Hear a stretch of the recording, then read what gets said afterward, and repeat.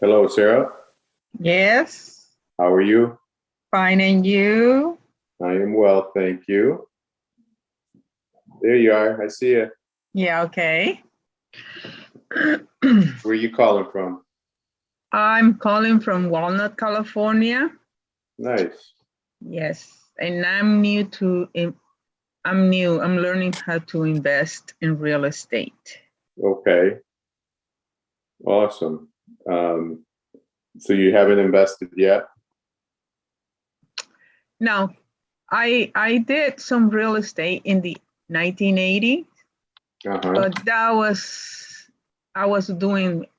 was completely blind. I didn't know what the hell I was doing.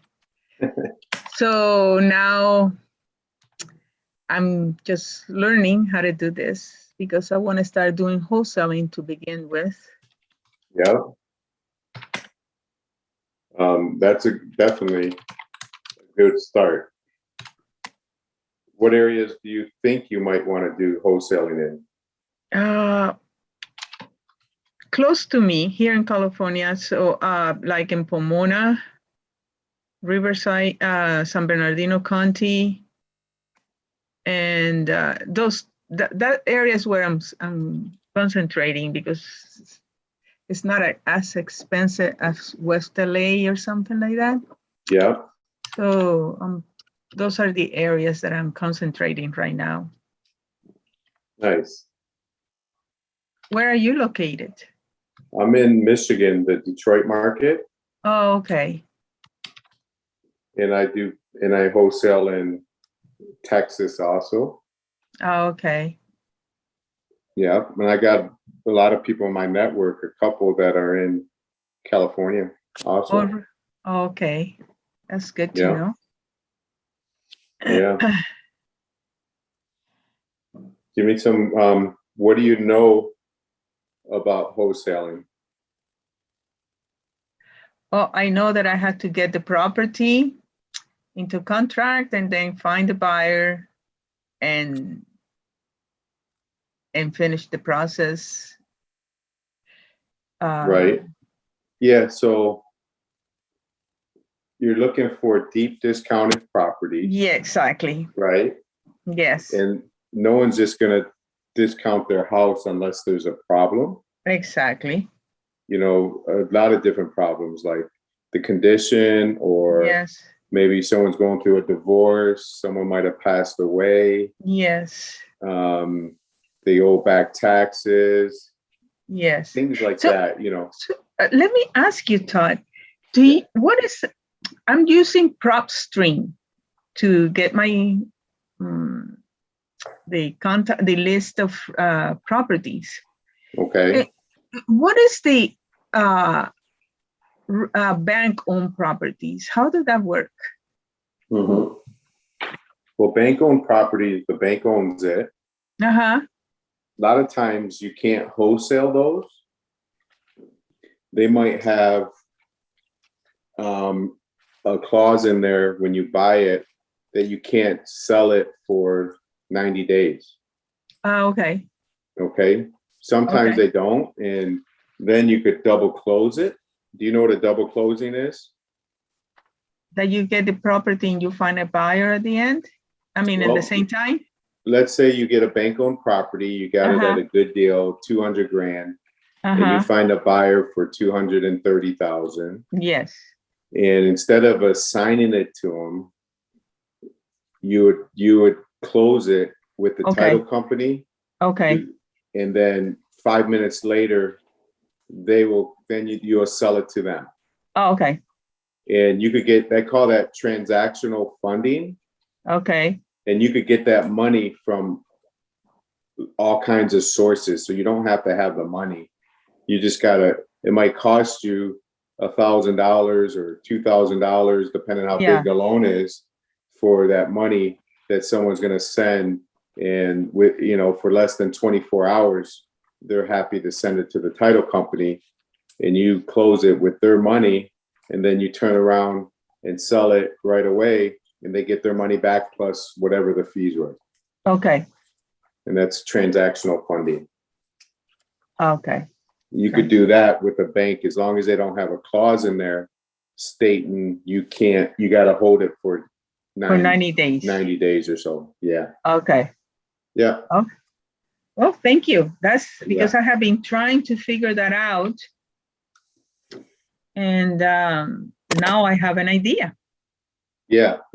So you can look at those. You can even call if you see, sometimes you might see them on the MLS or the, for sale, bank owned. You can always call the agent and ask them, if I buy this, can I fix and sell it right away, or do I have to wait a certain amount of time? Okay. Yeah. There's deals on the MLS all the time now. If you just keep watching the MLS, you could find some houses that have been on the market for 30, 45 days, 60 days. Yes. You could make offers on those too. Okay. And then Zoom user, how you doing?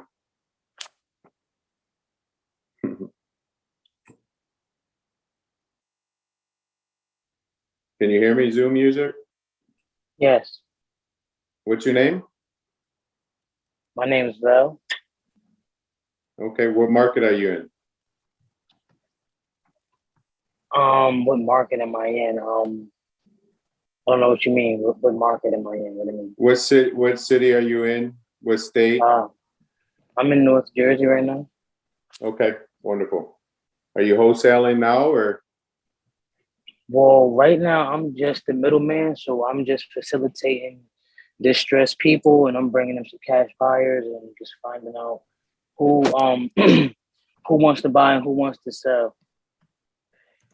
Okay, that's wholesaling. You're wholesaling. Oh, I didn't know that I was wholesaling, because I'm just getting a piece to just bring people to to a common ground. I'm not really doing anything, but I'm doing something, but. Yeah. So are you the one locking up the contract? Well, no, I only started about maybe like 4 days ago. So my phone is like on blitz. So I've sent out emails. I've sent out text messages. So people have been calling me back about their properties. So I've been getting all sorts of properties of people calling me back. And I have a cash buyer and a lot of resources. So I've been really calling everybody right now to make a report, to see what's what, to see who's on my team, who's not, to see who's funding, who's not, and so on and so forth. Just getting my resources together right now. Okay, gotcha. So correct me if I'm wrong, you're like a matchmaker kind of a thing? Correct. That's exactly what it is. I'm a matchmaker, and I'm able to throw a couple of extra things in there if need be. Like, this lady needed a lawyer, and I realized I didn't have any lawyers in my resources, so I wrote down every lawyer in my area. So tomorrow I'll be making those phone calls to call lawyers just to get some information to see if I can catch some leads from all the lawyers in the area. Right, gotcha. Good idea. Yeah, so wholesaling, which you may know this already, you're kind of almost doing it. You're missing just the step of finding that buyer or that seller that is distressed. They need, and you got to be their problem solver and find out, why they want to sell, why they need to sell fast. There's got to be a reason, else they're just not going to sell it at a discount, And then you get a contract. They sign a contract that says pretty much says that you can assign it, and then you go find a buyer and you assign it. If you get a contract for, let's say, $100,000, and then you got a buyer at 110, you assign it to them and you make $10,000 at closing. Same type of situation, it sounds like. Right. So let me ask you a question. This is kind of where a question I had for you. As a middleman and in a commission contract, like, where do I give my contract? Like, who do I give it to? Do I give it to the title company? who do I hand my contract to? Who do I The- email it to? Yeah. So when you get a contract signed, a purchase agreement, if you put in your name and what area you're in, cell phone, email address in the chat, I'll send everyone a Dropbox link, and I have a contract in there, an assignment agreement in there, and some other things. But yeah, you get a purchase agreement signed, and then once you get a purchase agreement signed, the next step then would be to send it to a wholesale friendly title company in your area. And then when you say get it signed, who's signing this? My mom, my dad, my grandma, who's signing this? You When I sign get it signed. you sign it as the buyer, Okay. and whoever the owner of the house that you got under contract signs it as the seller, you know. So if you find a house, Okay, I got you. if you find a house that, you know, needs a lot of work, someone might have just passed away and they want to sell their house quickly, and you get it for 100,000, then you'll put it at 100,000, and you'll sign it, they'll sign it. Now you got a legal contract there. You'll send it to a title company. They'll start working on getting the title together, and then you go find a buyer that will step in there and pay more, you know, pay 110 for it, and you'll make the difference at closing. Okay, bet. So basically, thank you, and I appreciate that information. Thank you. I have a commission agreement here, but you said where do I send where do I send my information again? The purchase agreement will have, you know, you'll send it to a title company. No, I'm talking about the information to you. You told me if I send you some of my information. Yeah. Put it in the chat on the Zoom here. Just go to the chat box underneath let me find it. I'm gonna find it again. Yeah, you just click on, it depends on what you're looking at. You'll say chat where it says more or somewhere up top, and just click on the chat and put in the information. My information's in there. Sarah put her information in there. Yeah, Todd, it says more, and then click on those three little bubbles there, and he will be able to see that. Awesome. Yep. Slid over to the little bubbles. Yep. Okay, I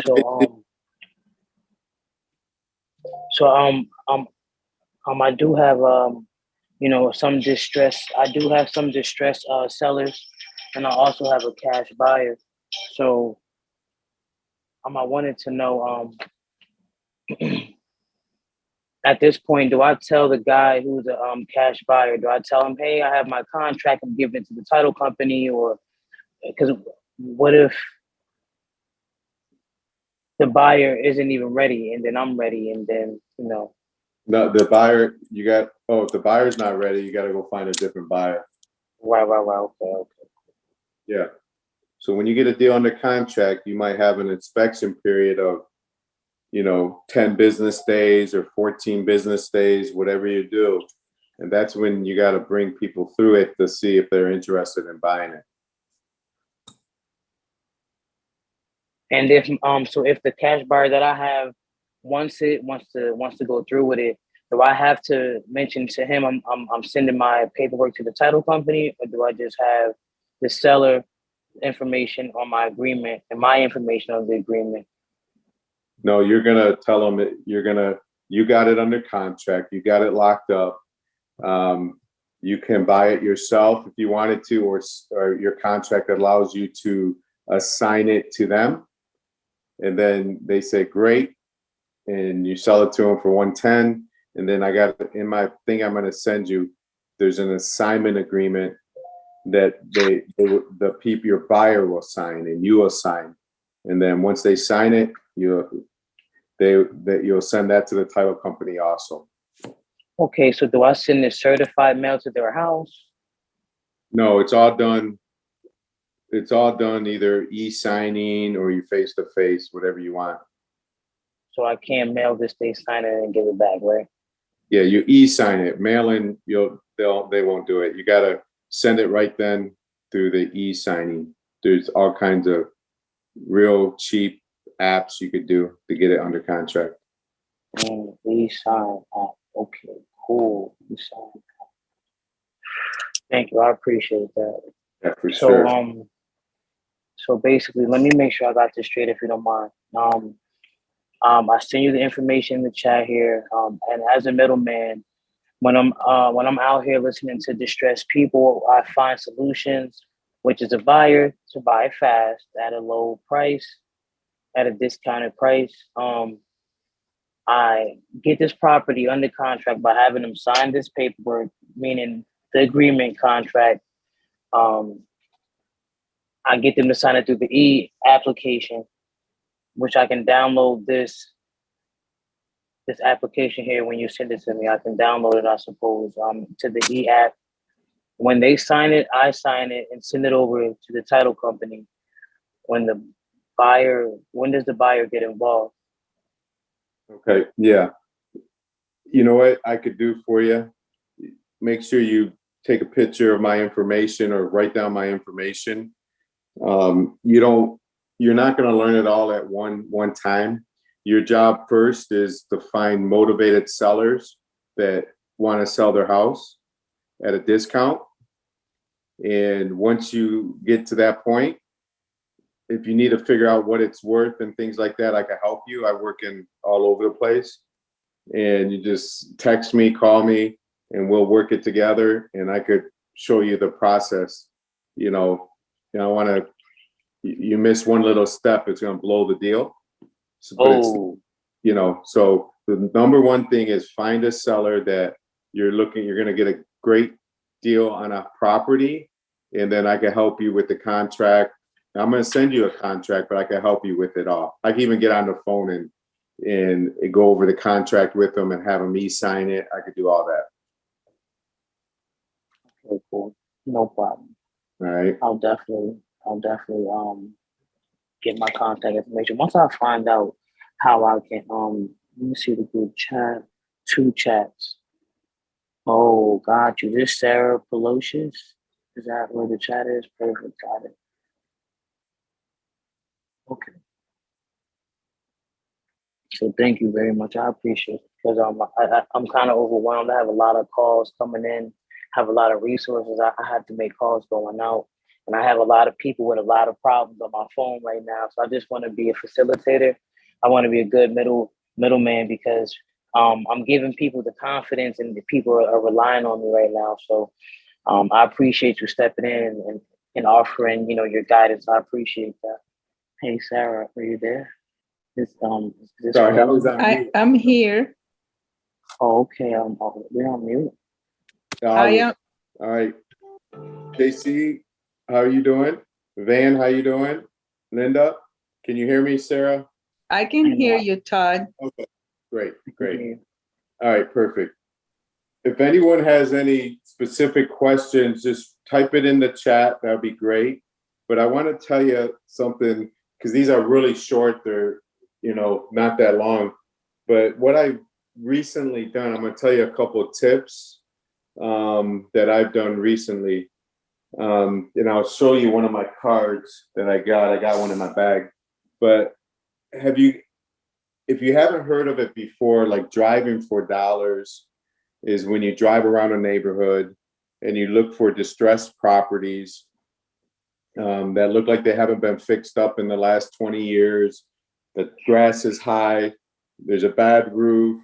It looks like a renter might live there. Things like that. Just the eyesore of a property. And that's driving for dollars. You write down the address and then you skip trace. You get their name, you get their phone number, and you call them. Okay. There's an app that I use. I'm not affiliated with this app at all, but I use it. It's called Deal Machine. There's other ones out there, but it's called Deal Machine. And when I'm driving, I have my Deal Machine app open, and you could just click on the property. It'll give you their name and everything, and you could save it. Okay. And so you might drive for an hour and you might find 50 to 100 properties. And then when I get back to the office, I download all the names all the addresses, I skip trace it. I skip trace like 55. I did it for less than an hour one day, and it would cost me like $7 to skip trace and get the phone numbers, and then I start calling them. But that is a really good way, because they might not be on PropStream, when you're trying to pull lists and things like that. So that's the app I use. And I have other people on my team, or bird dogs, I call them also. They use my app and they drive for dollars, and then it connects to their name. So I skip trace those and we call them. If we get a deal, then we pay them a fee. Okay. So that's a good way to get a bunch of names and numbers. I mean, I could do 300-400 in a week. Okay.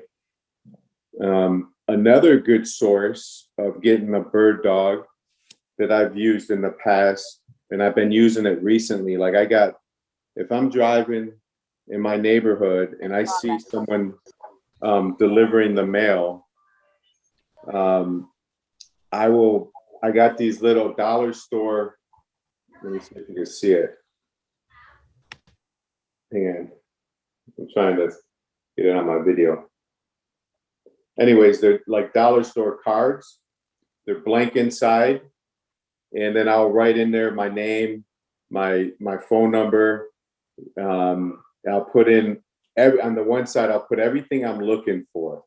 Meaning I'll put in, I'll write in there, squatters, high grass, someone might have died, tenants, bad houses, bad roofs, ugly houses. I'll write a whole list of everything that I want them to look for. So I give it, and I put it right in the card.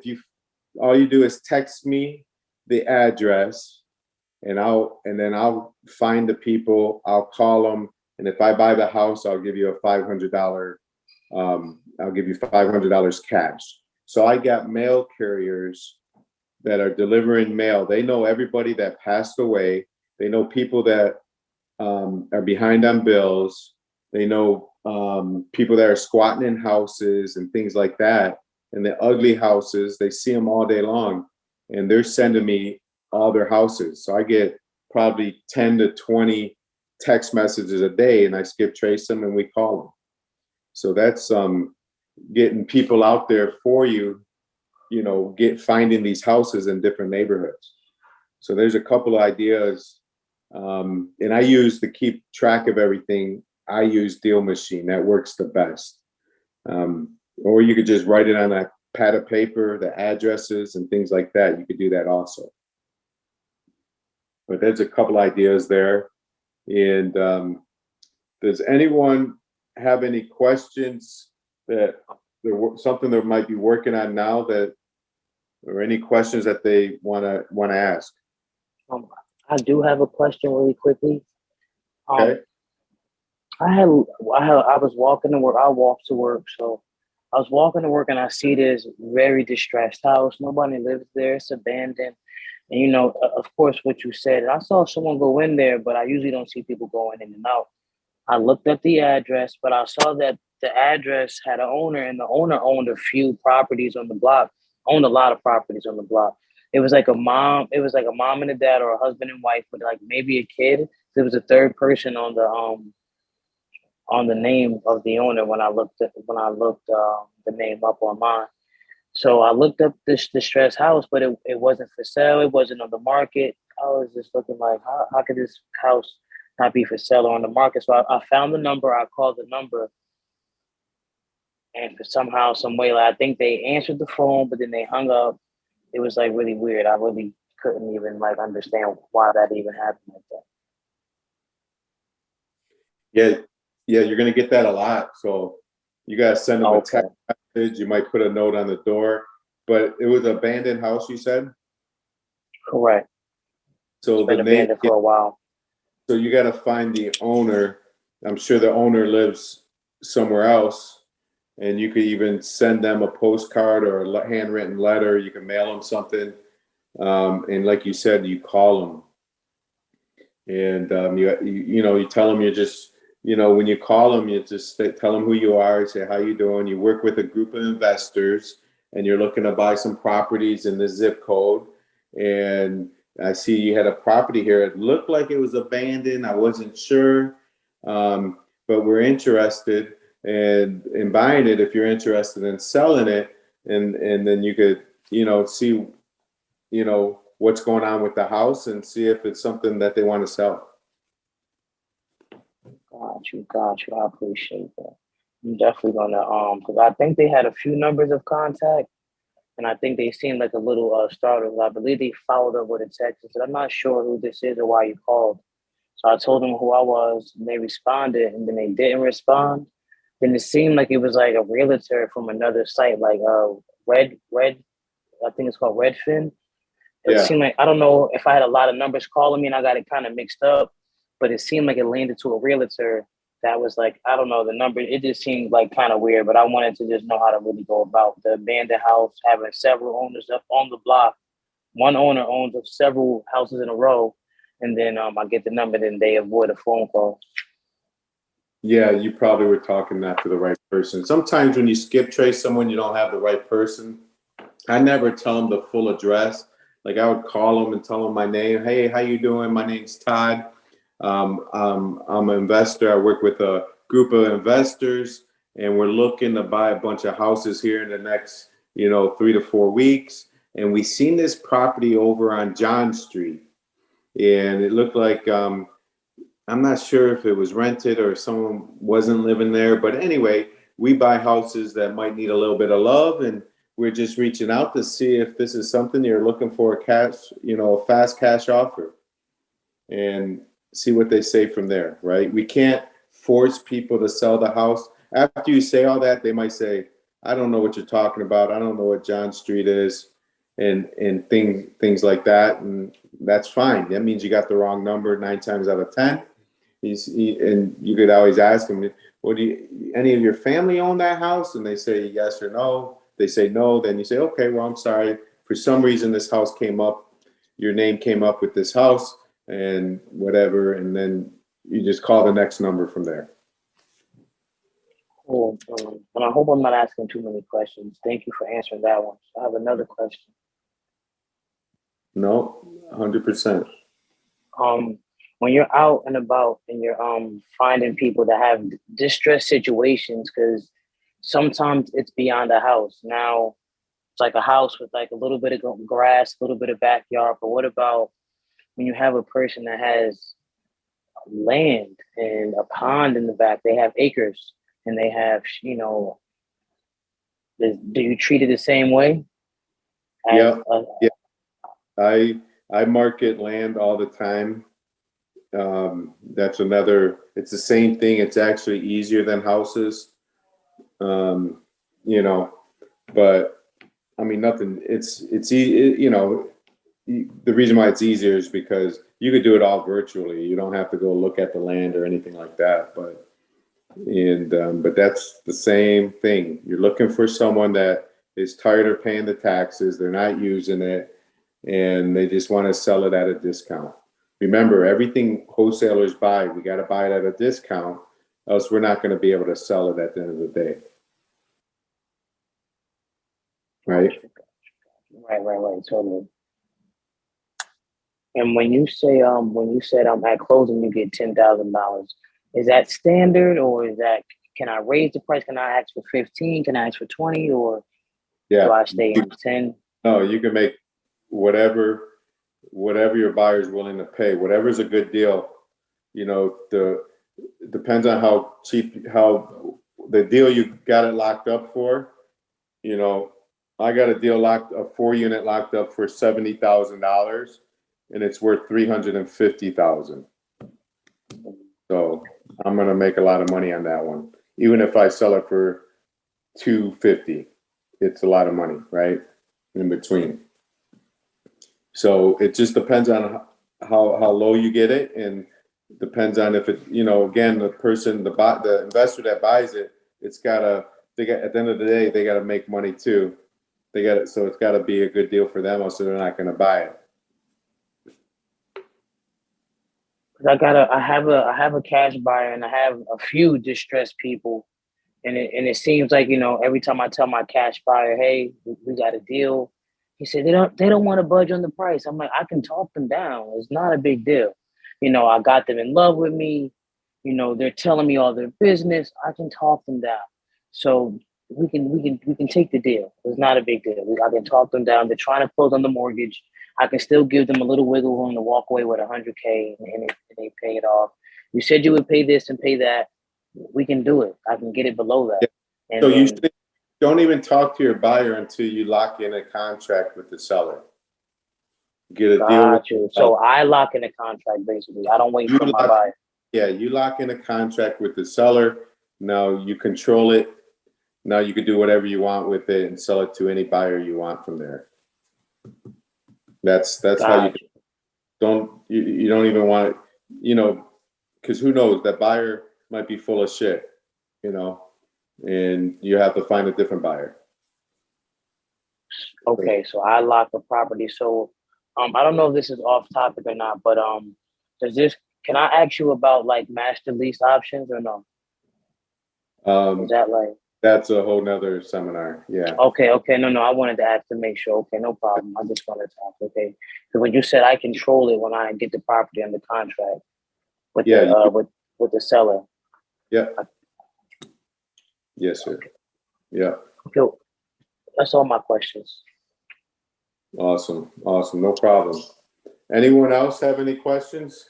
But Sarah, that might be a good, if you know an area near you, you could drive around for, you know, and look for bad houses. Those would be some good ones to write down the addresses and then skip trace them and then make phone calls to them. That might be a good way to do it. That's a great idea, Todd. Yeah. And if let's say that since you're doing this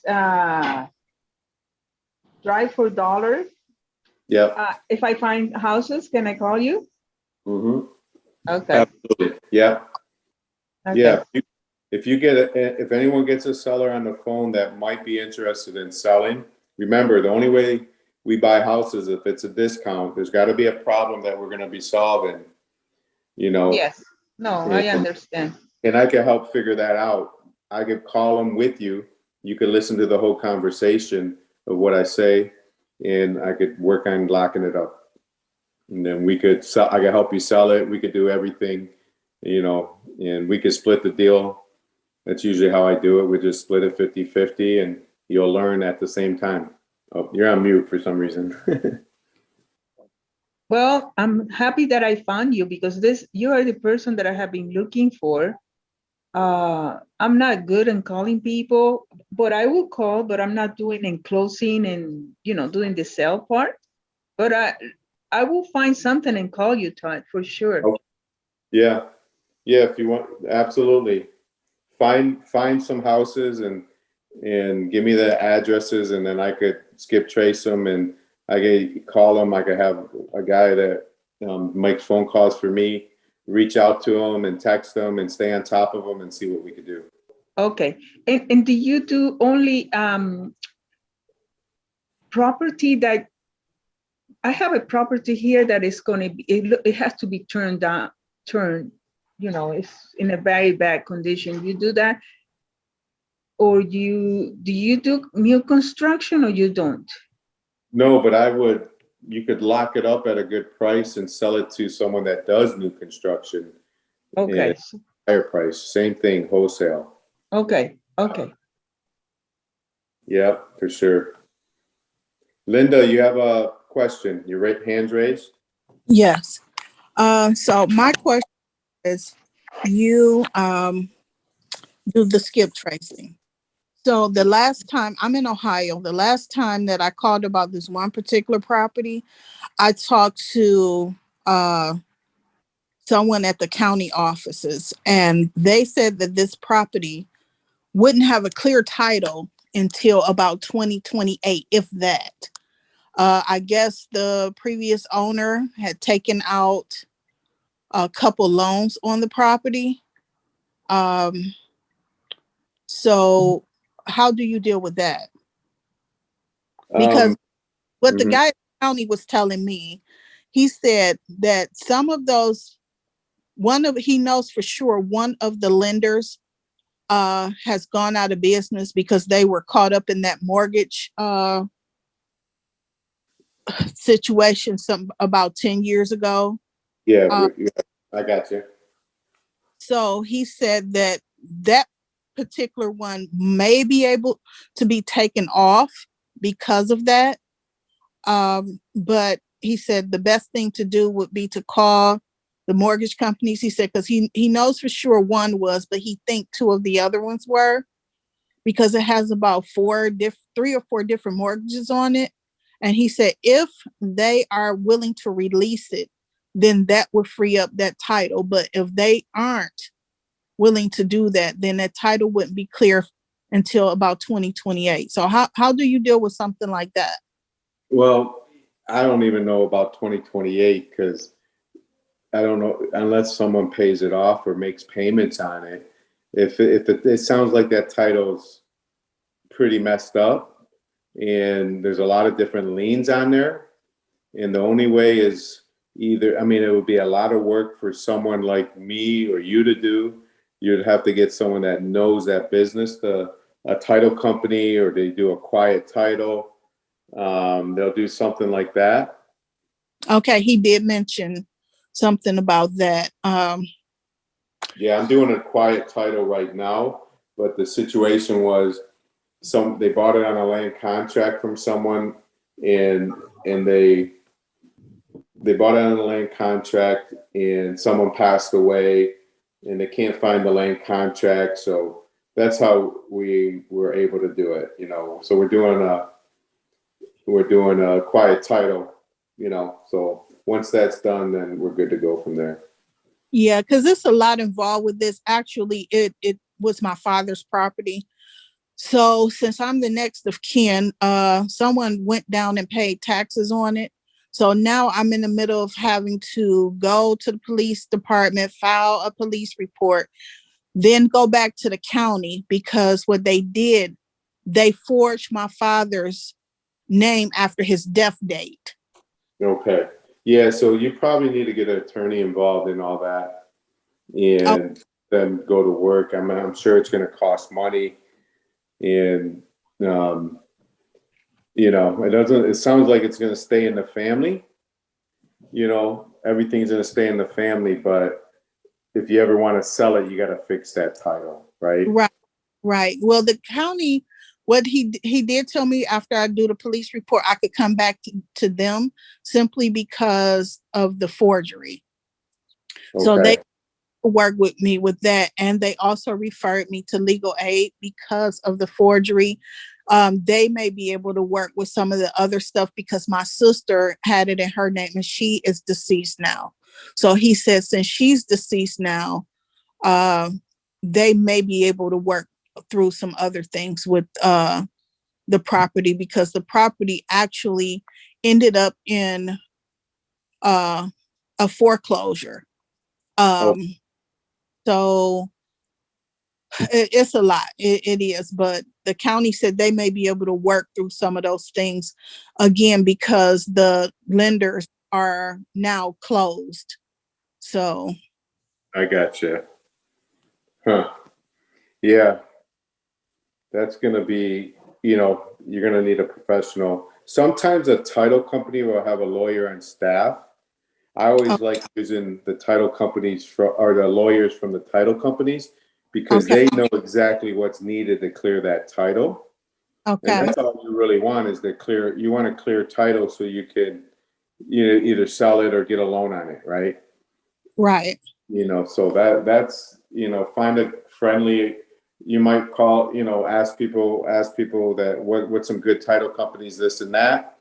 And then you'll see if they have an attorney on staff, which I know they do, that will handle something like this, and see what it would cost and see if it makes sense. okay. Thanks so much, Todd. All right, you're welcome, for sure. All right. All right. Well, again, if everyone would put their name, cell number in the chat here, and my name and numbers in there. You could reach out to me, send me a text message with your name if you want me to send you the link of the purchase agreements, assignment agreements, something else I use when there's a rental property for the person that is the landlord and for the tenant. I have that in there and a couple of scripts and things like that. You send me a text message and I'll text it to you.